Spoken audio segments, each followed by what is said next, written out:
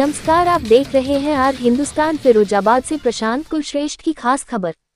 शिकोहाबाद साहित्य, संगीत एवं कला को समर्पित संस्था शब्दम के तत्वावधान में मंगलवार 7 जुलाई 2026 को संस्कृति भवन में समकालीन हिंदी कविता के चर्चित वरिष्ठ कवि महेश आलोक के काव्य संग्रह कवि का थैला का लोकार्पण एवं विमर्श कार्यक्रम आयोजित किया गया। कार्यक्रम की अध्यक्षता प्रख्यात कवि एवं शब्दम सलाहकार मंडल के वरिष्ठ सदस्य डॉक्टर धुवेंद्र भदौरिया ने की। कार्यक्रम के प्रारंभ में शब्दम अध्यक्षा श्रीमती किरण बजाज ने मुंबई से भेजे अपने वक्तव्य में कहा कि महेश आलोक 90 के दशक से नई काव्य सरिता के महाधिव हैं, जो अनूठे अनछुए अर्थ संदर्भित काया कलेवर वाली शब्दित मीनों मछलियों का आखेट करते हैं, जो अब उनके नए काव्य संग्रह कवि का थैला के रूप में प्रस्तुत है। कार्यक्रम में आमंत्रित मुख्य वक्ता प्रख्यात युवा आलोचक प्रियम अंकित ने कहा कि महेश आलोक अपने समय के दबाव को गहराई से महसूस करते हुए मनुष्य को टूटने से बचाते हैं। उनका ये कथन सार्वकालिक महान कथन के रूप में रेखांकित किया जा सकता है कि अगर कविता बची रहेगी, समाज भी बचा रहेगा। वहीं चर्चित संपादक एवं आलोचक कामेश्वर प्रसाद सिंह ने कहा कि महेश आलोक प्रेम और मनुष्यता के कवि हैं। वे बड़ी से बड़ी बात को छोटे वाक्यों में कह देते हैं। उनका ये कथन हमारे समय की सबसे बड़ी आवाज है कि प्रेम हर असंभव को संभव कर देता है। प्रतिष्ठित व्यंग्यकार अरविंद तिवारी ने रेखांकित करते हुए कहा कि महेश आलोक की कविताएं मानवीय साहस का पथ प्रशस्त करती हैं और मनुष्यता की खोज का साधन है। महेश आलोक कविता और संगीत के बीच एक सर्जनात्मक पुल निर्मित करते हैं और एक नई संवेदनात्मक समझ पैदा करते हैं, जो उनकी कविता को बड़ा बनाती है। कार्यक्रमाध्यक्ष प्रख्यात कवि डॉक्टर धुवेंद्र भदौरिया ने सभी आमंत्रित वक्ताओं की मुख्य बातों को रेखांकित करते हुए जोर देकर कहा कि महेश आलोक कबीर की तरह प्रेम को जीवन में जीवित रखने का बोध रचते हैं। उनकी कविताएं विश्व को सुंदर बनाती हैं। कार्यक्रम का संचालन प्रतिष्ठित व्यंग्यकार अरविंद तिवारी ने किया। धन्यवाद ज्ञापन कार्यक्रमाध्यक्ष डॉक्टर धुवेंद्र भदौरिया व शब्दम परिचय दीपक ओहरी द्वारा दिया गया। इस अवसर पर doctor A K. Upadhyay, Pramod Kumar Yadav, Laxminarayan Yadav, doctor Jaidev Singh, Krishna Kumar Kanak, Rajkishore Yadav, Dharmendra Kumar Krishna, Manoj Kulshreshtha, Sameer Vishwas, R C. Gupta, R N. Yadav, Vineet Vasant, Sharad Krishna, Ravindra Narayan Yadav, Naveen Kumar Mishra, Ashish Yadav, Alok, doctor Arihant, Saurabh Chandel, Anil Kumar Paliwal, Shivratan Singh योगाचार्य, मीनू यादव, शिवनाथ सिंह, राजू मंजर, मुकिमा मंजर, राम प्रकाश, विनोद कुमार, के.पी. सिंह, भानु प्रताप सिंह, परवीन बेगम, संतोष यादव, चंदन यादव सहित अनेक लोग उपस्थित रहे। हमारे बीच प्रोफेसर कामेश्वर सिंह जी हैं, जो एटा से शब्दम सभागार में आए। सर, आज किस प्रकार का कार्यक्रम रहा, इसके बारे में आप थोड़ा सा बताइए। आज का कार्यक्रम बहुत अच्छा रहा। महेश आलोक की कविता कवि का थैला का विमोचन भी हुआ। उस पर डॉक्टर धुवेंद्र भदौरिया जी, प्रियम अंकित जी, तिवारी जी और स्वयं महेश आलोक जी ने अपनी कविता का पाठ किया। अच्छा, अगर आप कवि का थैला इस पुस्तक की बात करें तो ये युवाओं में किस प्रकार से रोचक हो सकती है? उन्हें क्या इसमें रोचक पाठ लगेगा और उन्हें क्यों ये पुस्तक शब्दम वाचनालय से लेकर पढ़नी चाहिए? उनको कोई बताने वाला, पहली बात। और किताबों के बिना जीवन नहीं है। ये जो प्रिंट मीडिया की बात है, वो उस पर आँखें भी खराब होती हैं, दिमाग भी खराब होता है। किताबों से दिमाग और आँखें दोनों नहीं खराब होती। किताबें ही जो आपको इधर से उधर ले जा सकती है। लेकिन इस राजा ने शिक्षा का कबाड़ा कर दिया है। राजा बेलगाम हो गया और शिक्षा एकदम नरक में है। लेकिन कविता बदल तो नहीं सकती, लेकिन रास्ता बताती है। कविता से कुछ होगा नहीं, क्रांति नहीं होगी कविता से, लेकिन क्रांति का रास्ता बताती है। करना तो आपको है। उसी तरह से बच्चों में ये बीज डालने के लिए कविता पढ़ें, कहानी पढ़ें, उपन्यास पढ़ें, नाटक पढ़ें, आलोचना पढ़ें। उनके लिए सरकार को चाहिए कि कार्यशाला खोले प्राइमरी स्कूल से। धीरे धीरे जब उनका झुकाव बढ़ता जाएगा, और दूसरी बात कि घर में अगर उस तरह का माहौल होगा तो जल्दी बच्चे सीख जाएंगे। लेकिन सरकार को भी चाहिए कि उस तरह का माहौल पैदा करे, और वही खास तौर पर प्राइमरी स्कूल से। जैसे प्राइमरी स्कूल में कोई लाइब्रेरी नहीं होती, बाल कथाएँ, बाल कविताएँ, बाल कहानियाँ जो होती हैं, वो किताबें प्राइमरी स्कूल में रखनी चाहिए। ये बहुत अच्छा सुझाव दिया है कि शहर के प्राइमरी स्कूलों को अपने यहाँ कार्यशालाएं और वाचनालय दोनों स्थापित करने चाहिए। आपका बहुत बहुत आभार। शब्दम के वरिष्ठ सलाहकार, देश के चर्चित कवि आदरणीय डॉक्टर धुबेंद्र भदौरिया जी हमारे मध्य उपस्थित हैं। आज के कार्यक्रम के संदर्भ में आप थोड़ा सा बताइए। आज का बहुत ही महत्वपूर्ण कार्यक्रम हुआ है।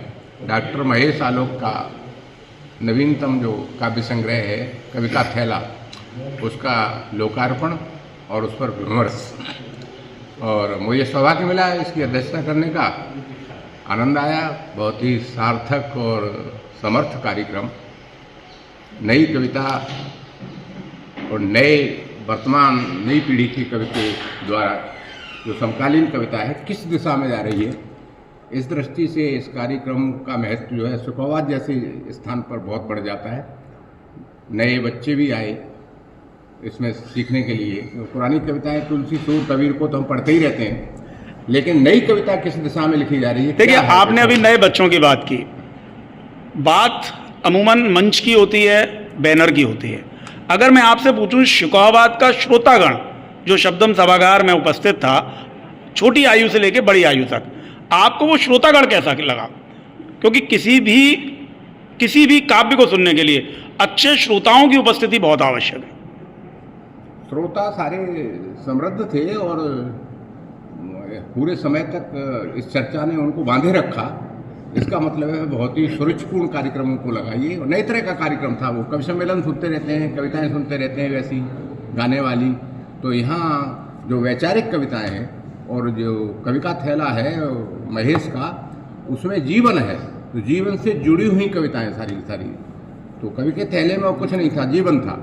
तो जीवन से जुड़ी हुई कविताएं और जीवन से जुड़े हुए विषय, उनके संदर्भ में चर्चा हुई। वो सबको बिल्कुल निश्चित रूप से प्रभावित किया और सब लोग बंधे रहे। श्रोता बहुत उच्च कोटि के थे।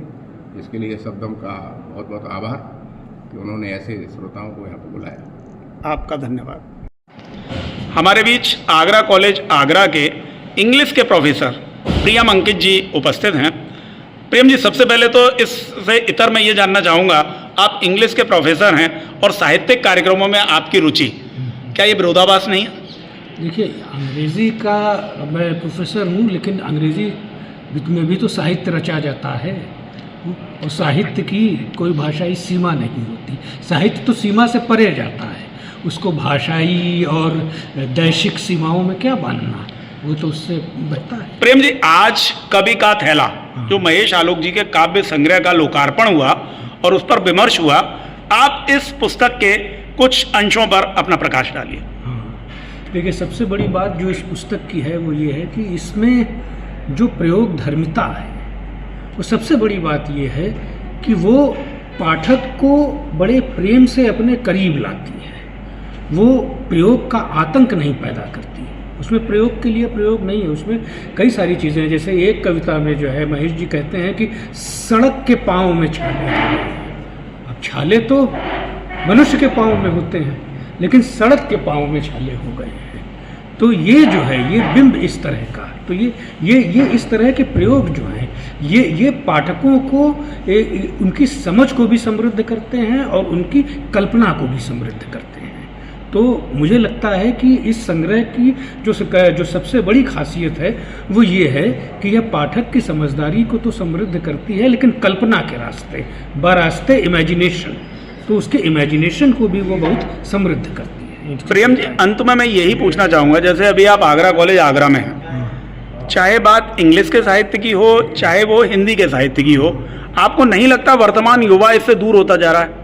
हाँ, ये एक बात है और ये हमारे समय का एक कठोर सच है कि कविता हो, साहित्य की दूसरी विधाएं हों, युवा इससे दूर जा रहे हैं। और इसका कारण ये है कि कई तरह के विकल्प उनके सामने रख दिए गए हैं। अब जैसे कई सारे OTT प्लेटफॉर्म्स हैं, वो आ गए हैं। अच्छा, शब्दम जैसी संस्थाओं की इसमें क्या भूमिका हो सकती है? हाँ, शब्दम की सबसे बड़ी भूमिका तो ये है कि जैसा कार्यक्रम आज कराया हूँ और जैसे कवि को उन्होंने बुलाया, उनकी कविता का, उनके कविता संग्रह का लोकार्पण करने के लिए। तो मुझे शब्दम की सबसे अच्छी बात ये लगती है कि नामवर जी से लेके, केदार जी से लेकर के, और हमारी पीढ़ी के भी बहुत से कवि हैं, महेश जी तो हमसे एक पीढ़ी ऊपर के कवि हैं, तो इन सारी पीढ़ियों में जो सर्वश्रेष्ठ रचनाकार हैं वो हमेशा उन्होंने शब्दम का मंच शेयर किया है, और शब्दम ने कभी भी अपनी क्वालिटी से कोई समझौता नहीं किया। जिस भी शब्दम पुरस्कार जिन्हें मिला हो या शब्दम के मंच पे जो लोग बोलने आए हों, वो सब हमारे समय के उत्कृष्ट आलोचक रहे हैं या लेखक रहे हैं, रचनाकार रहे हैं। तो उन सबको शब्दम बुलाता। शब्दम अपनी क्वालिटी से कभी भी कॉम्प्रोमाइज़ नहीं करता। उत्कृष्टता का मानदंड एक शब्दम ने बरकरार किया है और शब्दम उस पर टिका हुआ है। बहुत बहुत धन्यवाद, बहुत बहुत आभार प्रेम जी।